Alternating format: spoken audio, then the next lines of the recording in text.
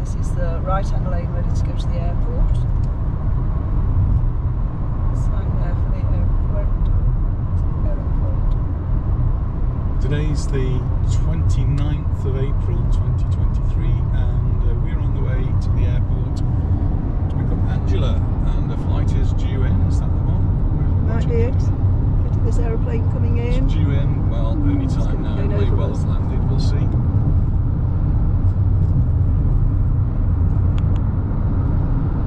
Great place for spotting planes here.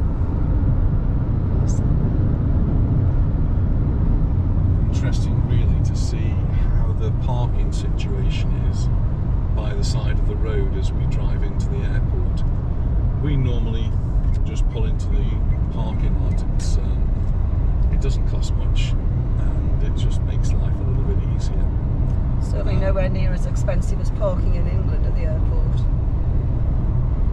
And so we will just pull in there and then walk across. But what a lot of people will do is wait on this slip road that leads into the airport, and then when the planes arrived or they've got a phone call from the people who are landing, they will actually then drive into the parking place where you've got 15 minutes free.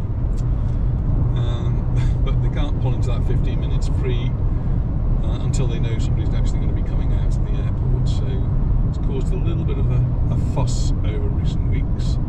The police have said you can solve it quite easily, just give them half an hour free, but the authorities don't like to do that at the airport. Who's actually in control of this? Well, we'll see. So we're just pulling in now down to the bottom. We need to get into the left-hand lane, which takes us to the arrivals and the car park. The road to the right takes you up to the departures. So you can see they've actually put in all of these red and white barriers to stop people parking on the right hand side. It doesn't work. But it hasn't stopped them, because look, there they are, parked on the right hand side, and even one here parked on the left hand side. What's the point? The point is to save a few cents. All the buses here, this is where you'll meet your tourist bus if you're coming in. Usually there's a rep waiting for you, tells you which bus to get on. We're going into the car park here, which means collecting a ticket.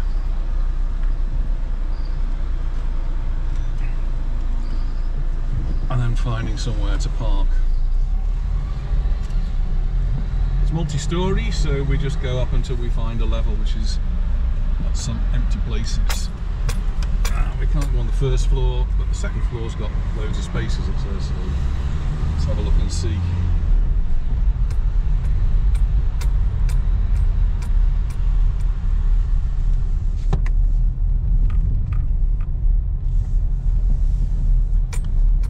The first floor is actually devoted to rent-a-cars. We used to be able to drive in there, but not anymore. They've put the barrier across. So let's see what the second floor says. Dark, isn't it? Not much lighting on this part.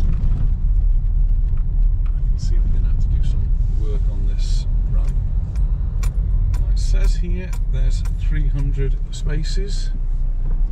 It's then telling you you've got to go up. So that one, it looks as though that one's been given over to rent-a-cars as well. The fourth floor, you actually pay extra to park on the fourth floor. So we're going to try and avoid that one. And so our parking is possibly going to be this one, which says there's only 23 spaces. So, yeah, a bit at your... So we're going to have to go even higher. There is a lift, so it's not a really big deal, so just get in the lift, drive up and then drive down. This level is the fourth one, and there's another barrier to go through here. You take the ticket and you'll get charged extra for parking on that floor. Did you have 2 tickets then to put in? I think maybe, I don't know, I think it might just get added to the ticket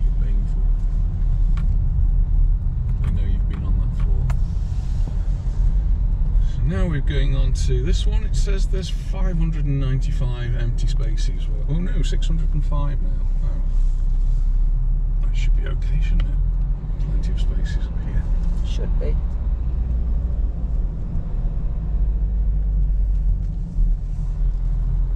Should be. We'll see.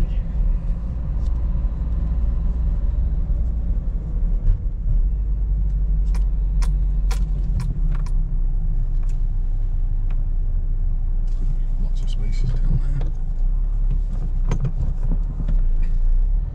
Let's just go down this one.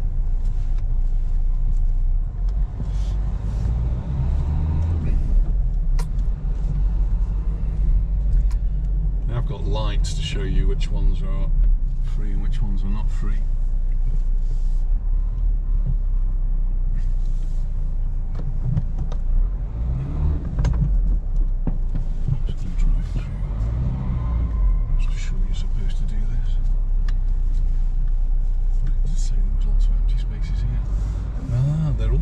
Spaces, that's the problem.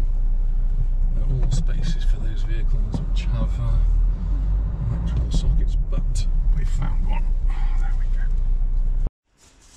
There we go into the car park. There's a central park. You can either go down in the lift or you can go down on the escalator. We'll go down on the escalator. We'll use the lift for those that need it. This actually takes us down to the 4th floor. The 4th floor's got a moving belt, so you can go in that way. We've still got to make our way all the way down to the bottom, which is a long way down.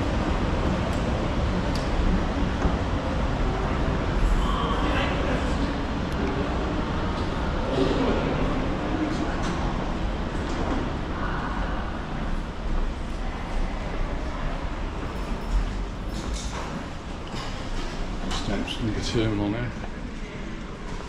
There used to be, there used to be some check-in desks here.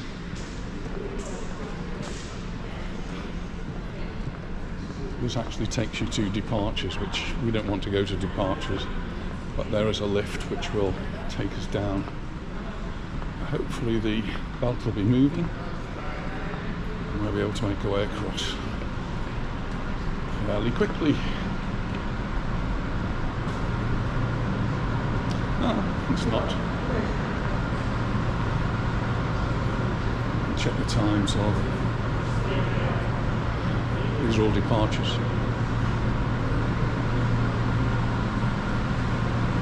So if you're leaving, this is the way you'll go. And it's a long walk. Both belts in this direction are not all working. Actually going to take a lift which will take us down to the arrivals area.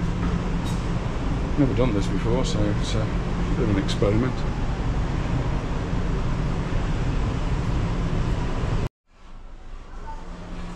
That's elevator, so we can actually see what's going on. So normally we'd come in along that moving beltway there from the airport, but this is something a little bit different. We can back up in this as well. Save walking outside where it's now getting a little bit warm. We can go in now. Yep.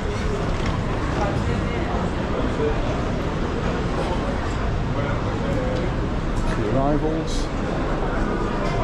The first thing you need to do is find a board which tells you what's arriving where. You see how busy it is. You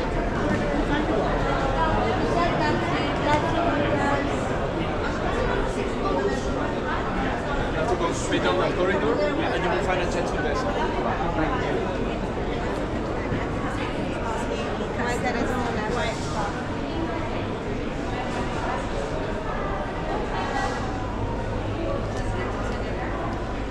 So this is the board which tells you what's arriving and when, and we're looking for the